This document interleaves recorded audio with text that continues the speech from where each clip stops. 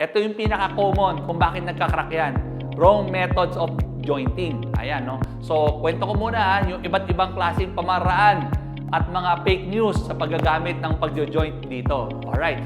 Number 1, not feeling the joint. Sa mga nagtitipid dyan, dahil thinking ninyo na pwede ka naman may mesh tape or may paper tape ka, tapos nilagyan natin ng jointing compound, you think okay na yan.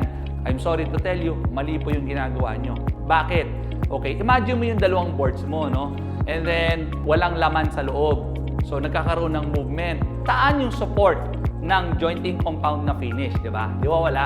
So, pag gumalaw yan, ang tendency, very weak yung joint na yan. So, magkakrack po yan. Kaya wag na po natin tipirin. Sundan na lang natin yung tamang procedure. I-fill in natin yung mga joints na yan.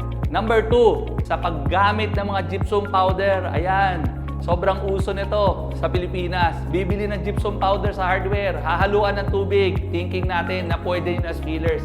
Hindi po yan didikit. Kailangan nyo po talaga gumamit ng jointing compound kasi yung gypsum powder will not adhere.